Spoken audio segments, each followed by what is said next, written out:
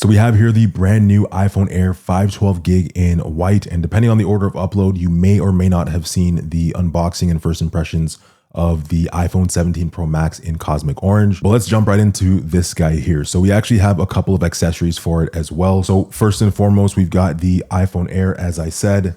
Next, we have the new iPhone crossbody strap, and then we have the iPhone Air bumper to go with it. So my first iPhone was an iPhone 4S, and I always had bumper cases on it. So this brings back a ton of memories.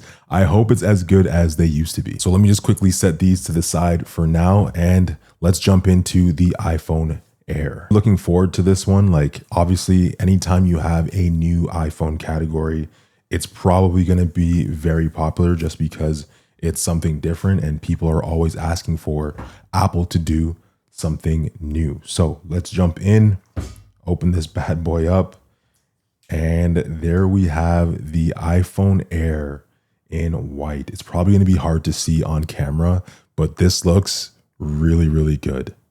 Really, really good. I've been saying since this thing was leaked that it reminds me of my favorite Android phone, the Nexus 6P, just the way that the camera bumper, camera plateau was done. Looking at the Nexus 6P, this phone was always so dope and futuristic to me, especially with that fingerprint sensor on the back. But let's get back to the phone that you actually came here for. So this is the iPhone Air, like I said, in white. The design is honestly beautiful. It's really hard to hate on this. I know Samsung did it first. They have the Edge, and I did get a chance to play with the Edge of a friend of mine, which was really cool. It felt really nice in the hand. So I'm not going to take anything away from that, but this does feel fantastic as well. It is unbelievably thin at 5.6 millimeters, and definitely one of those things that you're just going to want to go to an Apple store and hold on to it for yourself to understand why it is that people like it. For me, someone who really likes Pixel phones as well, I do like the new camera plateau and how it sits, because I find using this phone one hand, because I did already get to play with it a bit at the Apple briefing, your finger kind of just naturally sits right here as a nice resting point that makes you have, you know, those 3 points of contact on your phone. So it doesn't feel like you're ever going to drop this thing. Now, another concern that people had with this phone is the fact that, yes, it is so thin. So the belief is that it's going to be, you know, very dainty and easy to break. But if we take this front wrap off, so this has Apple's ceramic shield 2 on it, which means it's very scratch resistant. And I believe this is the only iPhone that also has the ceramic shield 1 on the back of it as well, just to increase that overall durability. I watched a video of I don't know, like some kind of pneumatic press that tried to break this phone in half. It was up to like 64 kilograms of pressure directly in the center. And it did bend and give a little bit, but then it ended up just going right back to its original shape. So I can tell you right now, just the overall feel of this thing, it is very sturdy. As great as it looks and as delicate as it looks, it does at the same time feel very sturdy. Now, that one camera on the back is also a point of contention. And the reason for that is it's missing a lot of features. So it is a fusion camera at 48 megapixels. However, it doesn't have the option for an ultra wide. So the only two options that you're going to get if you buy this phone when it comes to taking photos and videos is the 1X, which you can tap through to get, I think it's like 24, 35 and something else millimeter focal length. And then the 2X as well. So you'll still have a little bit of digital zoom on the longer end of that 2X, obviously, but there is nothing wider than the regular 1X, which is unfortunate. The other thing, or the other major concern, is the fact that obviously with this being so thin, it's going to have some battery life issues, right? And unfortunately, I didn't get the official attachment for this guy. So they made a new MagSafe case that is slim profile as well, that is made specifically for this unit. You cannot put it on any other iPhone, unfortunately. And it's supposed to give this up to 40 hours of video playback, which is always an interesting way of reporting battery life, in my opinion, because how often do you turn off your antennas, turn off Bluetooth, turn everything off, and then just watch videos? So it's like in a perfect setting where you're doing nothing else, it's able to watch 40 hours with that battery pack. I believe it's 33 without, or no, 27 without. So do with that information what you will. I haven't had a chance to fully test this thing out yet to see, obviously you just watched me unbox it, but to see how long the battery actually lasts.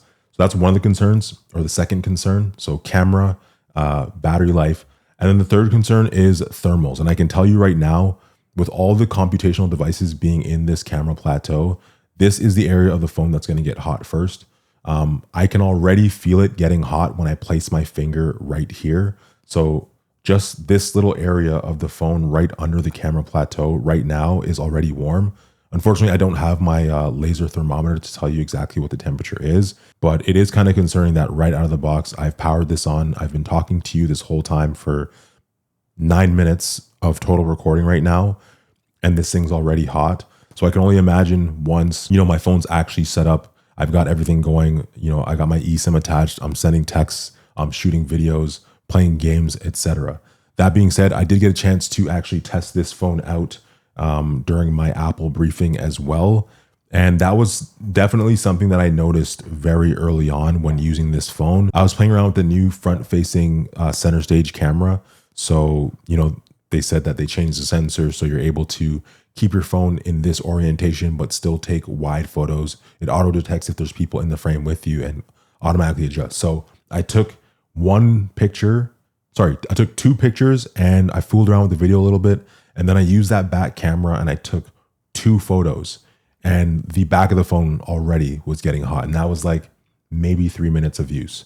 So it is a major concern for me. I feel like if you are planning to buy this phone, as I said, it does look beautiful. It's a very good looking phone, but just bear those things in mind. This is not a phone for power users. I'm telling you right now, it's not even a phone for like above moderate users. In all honesty, I can just tell immediately, as great as it feels in the hand and everything like that, it's just not going to be able to get you through the day the way that you're used to. Even if you're not a content creator or anything like that, just like you're at a family barbecue and you're taking more photos and videos than usual, I can see this battery draining and this thing getting extremely hot.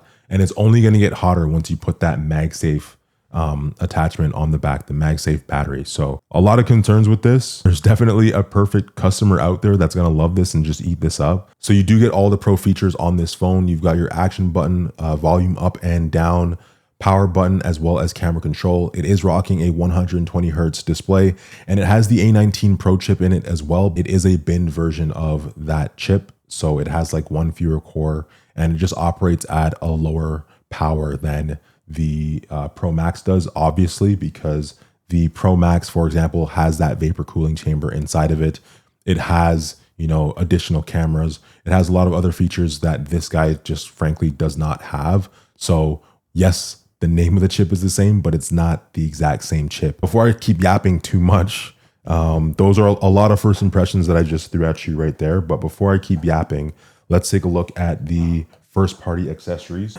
So as I said, first and foremost, we've got the iPhone Air bumper case. Let's take a look at this guy here. And hopefully these are easier to get on and off, or don and doff, compared to that clear case on the 17 Pro Max, because I was struggling with that guy heavily. So here you go. Case does feel super slim, super thin. So it should be relatively easy just to pop in there. So a little bit slippery. I think I prefer the feel of the titanium rails because those were nice and grippy. This is a little bit slipperier. It does make the phone just a touch bigger, but at the same time, it does feel nice to hold, very comfortable, and it just adds an extra ridge for your finger to sit on while you're using the phone. So not too bad. And then next we've got the iPhone crossbody strap. This one doesn't really speak to me. Like, I don't think that I would be the target for such a product. So a cool thing about this is that these straps are actually magnetic. And the reason why they did that is because when you're wearing this and you go to adjust it, you obviously don't want these two pieces just kind of flapping all over the place. So there's magnets inside the entirety of the strip, and they kind of just do their thing and stay together just like that. You can see them and hear them snap back into place. So let's see how it looks when we put this all together. All right, so we've got the phone in the bumper case, and then it would just hang off of you like so. So if I put it on, all lined up and everything, this is what it actually looks like. So it just hangs at the side here. You obviously want this screen to be hanging outwards because naturally when you pick it up, it's gonna be facing you. So let's say you're at the zoo or something and you want to take a quick picture, You just boom, camera control, take a photo, put it back. Somebody texts you, oh, let me check. Oh, boom, boom, boom, send a quick text. So it's supposed to be just like a convenient way to not have your phone kind of in your pocket or in your purse and have it just readily accessible. I do think it's very situational. I can't see somebody wanting to have this on all the time, but it is nice that, you know, if you don't want it on, you simply just pop your phone back out of the bumper case and then you'd have to feed this back through. So I imagine that people are either just going to use the bumper case itself or have this case in reserve for the times that they want to use the satchel strap. But yeah, man, that's it. That's the iPhone Air. So this thing is still getting itself set up. The camera really isn't bad on this, the 48 megapixel fusion camera that they had. But as I said, it is for a very specific person, somebody that knows they don't care about, you know, the 5X telephoto or 8X. They don't care about the 0.5 that you would get with the regular iPhone 17, for example.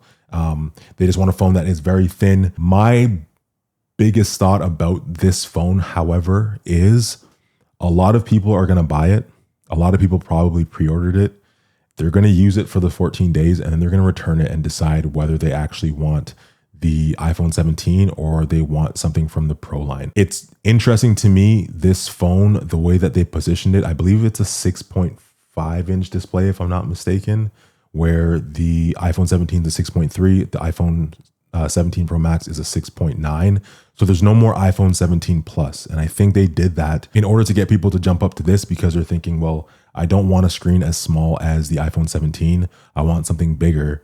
So I'll pay the extra and I'll just get the newest model that Apple has. Yeah, it's a cool phone. It's a cool idea. I like where they're going. I like the innovation. I like the fact that they've done something different. I just don't know that this phone is going to be for many people. Like, I think this will obviously be the one that sells the least when you look at all four phones that were released. So iPhone 17, iPhone Air, 17 Pro, and 17 Pro Max. I definitely think this one will sell the least, or at least it'll sell high, but it will have the most returns and then be overall the least used iPhone 17. But curious to know what you guys think. Again, if you've got any questions about this phone, anything you want to know or see tested, or any suggestions for the day in the life or week in the life full review, whatever the case is, as always, leave them down below. But that's pretty much it from me, and that is the iPhone 17 Air. Much love as always, throwing up two of them, and I'll catch you guys in the next one. Peace.